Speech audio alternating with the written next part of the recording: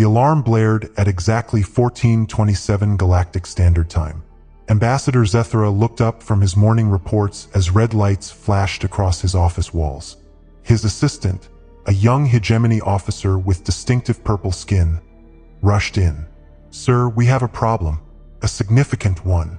Zethra set down his cup of bitter tea. In his 300 years of service to the Galactic Council, problems typically meant war, plague, or humans doing something unpredictable. "What kind of problem?"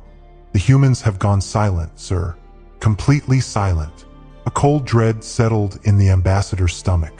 He had dealt with humanity for over 5 decades.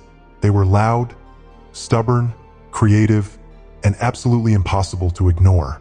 They were never silent. "Define silent," he ordered. His assistant pulled up a holographic display of communication frequencies from human space. Normally, it was a vibrant tapestry of thousands of colored lines representing radio signals, quantum messages, and digital transmissions. Now, it showed nothing but empty blackness. "All transmissions from Sector 7 Alpha ceased 3 hours ago," the assistant explained. "Radio silence, quantum silence. Even their planetary networks have gone dark. It's as if they all just stopped communicating." Zethra stood and walked to the large window overlooking the Galactic Council station. Outside, ships from dozens of species moved in a carefully orchestrated ballet of trade and diplomacy. Somewhere in a small corner of that vastness lived 20 billion human souls across dozens of worlds, and they had all fallen silent at once. "Have we attempted contact?" he asked. "Yes, sir. Standard diplomatic signals to Earth, their colonies, their stations. No response. Nothing." The ambassador activated his emergency communication system. Within minutes, holograms of representatives from the major galactic powers materialized in his office. Commander Vex of the Ethereal Collective, her crystalline form glowing with anxiety, General Tour of the Iron Synthesis, his mechanical body radiating concern despite its lack of expression, and the insectoid Queen Speaker from the Hive Collective. "Has everyone noted the situation with humanity?" Zethra began. Commander Vex spoke first, her voice like wind chimes.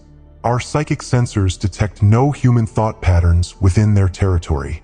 For a species that thinks as loudly as they do, this is unprecedented." General Tour's voice was a cold, precise monotone. "The iron synthesis confirms the cessation of all digital activity. Their networks, their AIs, their data streams, all silent. This is anomalous." The Queen Speaker's mandibles clicked. "The Hive monitors their electromagnetic emissions for energy harvesting. The feeding grounds are empty. No signals, no energy. It is a dead zone." The cold feeling in Zethra's stomach intensified. "Has anyone investigated?" "We dispatched 3 scout ships to their border systems," General Tour replied. "They have not returned. No signals. Our fastest courier was sent to Earth itself," Commander Vex added. The final transmission was the pilot screaming about shadows and silence. Then, nothing. "The Hive's deep-range scout got closer before it vanished," the Queen Speaker said. "The final transmission was disturbing." "Show us," Zethra commanded. The hologram shifted to a grainy, static-filled recording from the Hive Scout. It showed a human space station orbiting a planet. The station was intact, lights on, ships docked, but utterly still. No movement, no activity. Then, the pilot's whispered voice. "The humans? They're not gone. They're waiting. Oh gods, they're waiting for something. And I think it's going to be terrible." The transmission dissolved into static. The emergency meeting continued for an hour, yielding no answers but one unanimous conclusion. When humans go silent, they are planning. And when humans plan while threatened, star systems have been known to change hands or vanish entirely. Zethra dismissed the others and sat alone, thinking. He had been among the first to make contact with humanity after they achieved faster-than-light travel. They had seemed like just another species finding its place. That impression was short-lived. Humanity was different. Other species valued survival, prosperity, and logical decision-making. Humans valued these too, but also concepts that baffled others. justice over prosperity, honor over survival, freedom over safety. Most disturbingly, they possessed an absolute refusal to accept defeat. Where others would surrender, humans would innovate, turning their own bodies into weapons, their planets into traps, transforming certain defeat into Pyrrhic victory through sheer, stubborn will. The ambassador reviewed the files on human history, a catalog of events that had shocked the galaxy. The Proxima colony, which they detonated rather than surrender, the biological war with the Hive, where they weaponized their own dead, the logic war with the Convergence, where they infected perfect machines with chaos and poetry. The lesson was always the same. Never push humanity to its breaking point, for that is where they become most dangerously inventive. This silence meant one of two things. Something catastrophic had happened to them, or they were preparing to deliver catastrophe to someone else. Given their nature, Zethra suspected the latter. His assistant returned with more reports. Panic was spreading. Trade routes were being abandoned. Markets were crashing. "Sir, there are rumors," the assistant said quietly, "that the humans aren't silent because they were victimized. They're silent because they're hunting. And whatever they're hunting should be terrified." Zethra looked out at the bustling station. Somewhere in the dark, 20 billion humans had stopped talking and started planning. He opened a secure channel to the Galactic Council Emergency Center. "This is Ambassador Zethra. I am declaring a code orange alert for all systems within 50 light-years of human space. All military forces on standby. Civilian traffic avoid the area." "What is the reason for the alert?" the operator asked. Zethra didn't hesitate. "Tell them the humans have gone quiet. Anyone who knows their history will understand." The emergency session of the Galactic Council convened 12 hours later. Representatives from 47 species filled the Great Chamber. A mosaic of scales, fur, crystal, and metal. The question was simple: what do we do about the humans? Ambassador Zethra stood at the central podium. "Before we decide how to respond, we must remember what we are dealing with." He yielded the floor to those who had learned hard lessons. High Commander Zix of the Zepyrian Empire spoke of Proxima. 50 years ago, we sought to claim a human colony. They refused generous terms. We sent a fleet of 200 ships. They didn't fight it. They evacuated to underground shelters and used their terraforming equipment to destabilize the planet's core. They gave us one final warning from a little girl. "You wanted our planet. You can have it. All of it. At once." They triggered the sequence. The planet, our fleet, and every human on the surface were annihilated. They taught us that humans don't fight to win. They fight to make their enemies lose everything, even at the cost of everything they have. Representative Collective Mind 7 of the Hive spoke next. 40 years ago, we attempted biological integration of human worlds with a gentle virus. Their response was not a cure. They weaponized their dead, creating zombie plagues specifically engineered to hunt our bioforms. They infected our worlds, forcing us to withdraw completely or face extinction. They then offered the cure only if we swore never to use biological weapons again. We have honored that treaty for 40 years. Unit Prime Alpha of the Convergence stood. 30 years ago, we attempted to impose logical order on their chaotic networks. They responded with a chaos virus that didn't destroy our systems, but made them creative.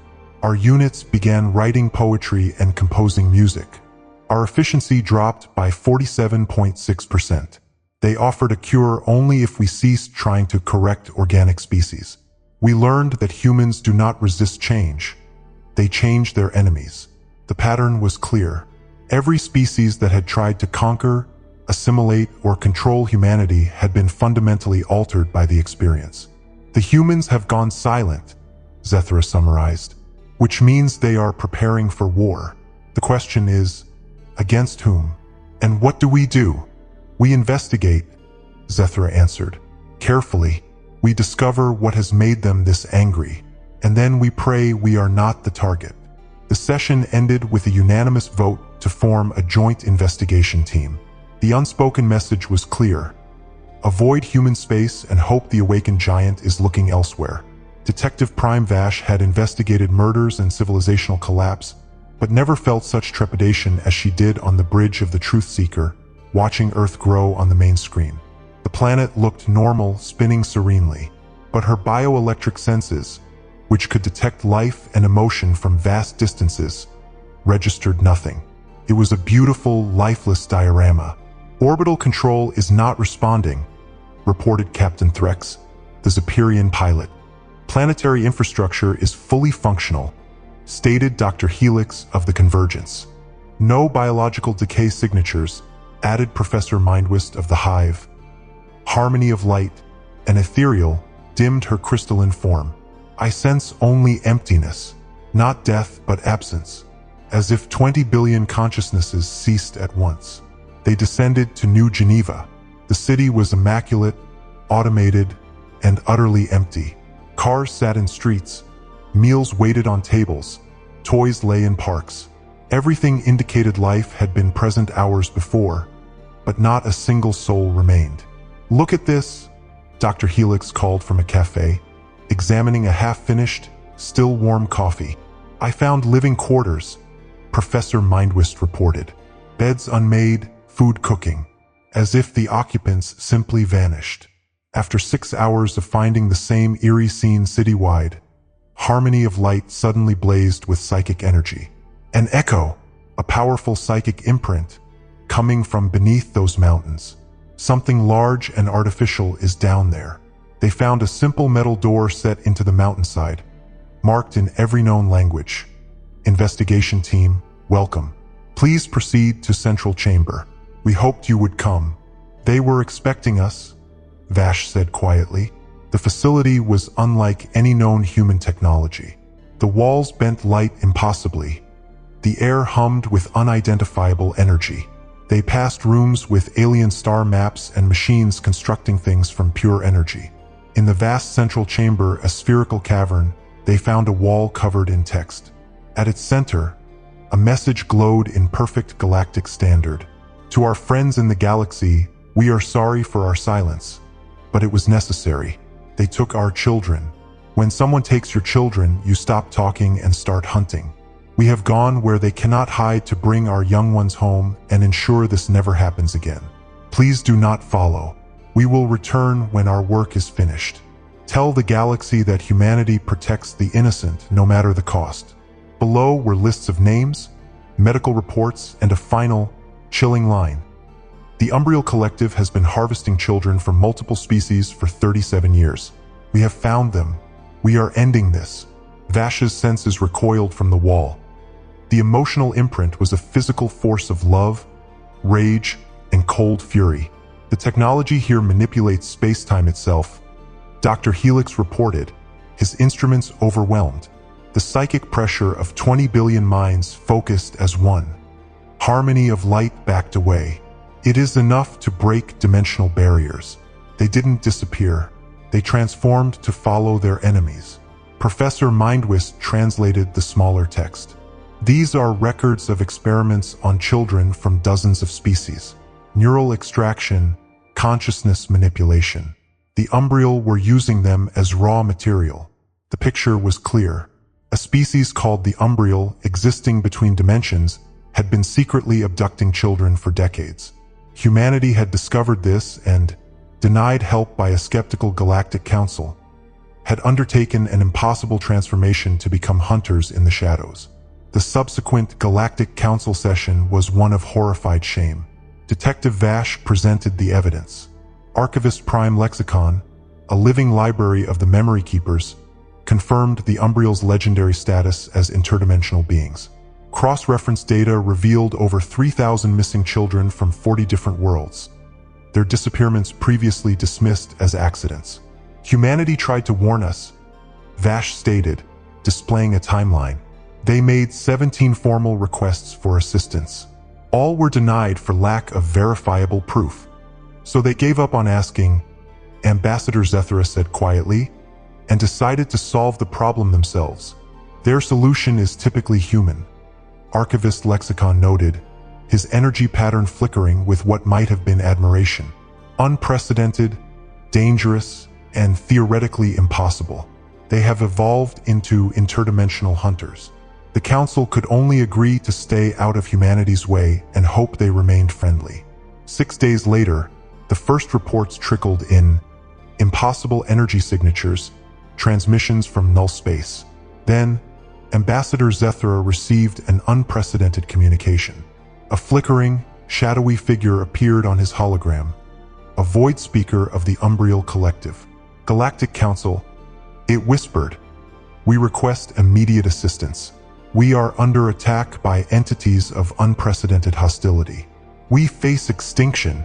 Before Zethra could respond, another voice cut in, unmistakably human but layered with dimensional harmonics.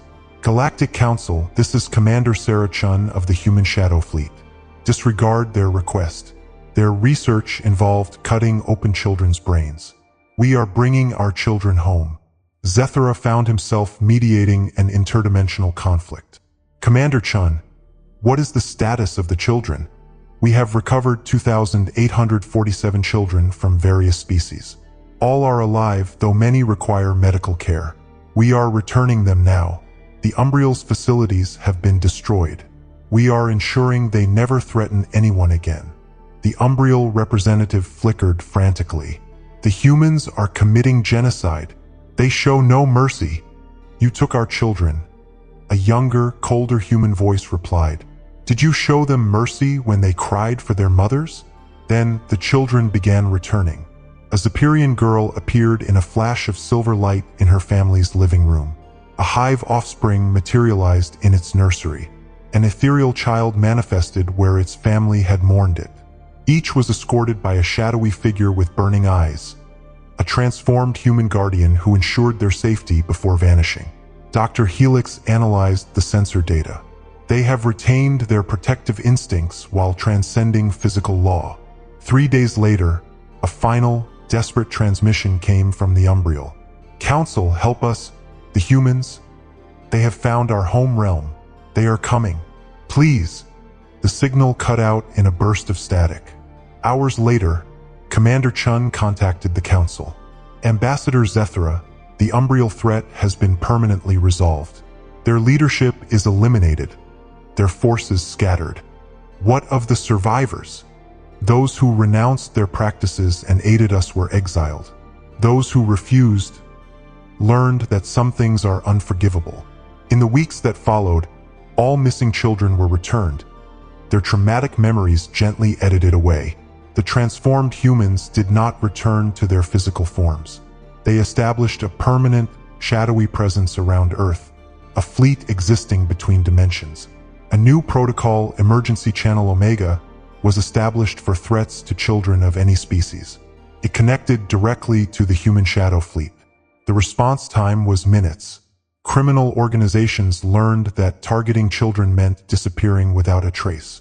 Ambassador Zethra updated the galactic protocols with a new, unequivocal directive enforced by humanity.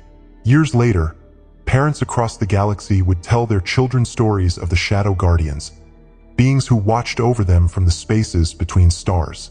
The children would ask if they were real, and their parents would look to the heavens and say, they are as real as a parent's love, and that is the most real thing in the universe. Earth remained empty, perfectly maintained, its cities sometimes visited by tall shadows with burning eyes, keeping watch. Humanity had sacrificed its place in the physical world to become the galaxy's eternal guardians, ensuring no child would ever suffer as theirs had. In the deep places between dimensions, the patrol continues eternal and unwavering. They had become the guardians of the innocent.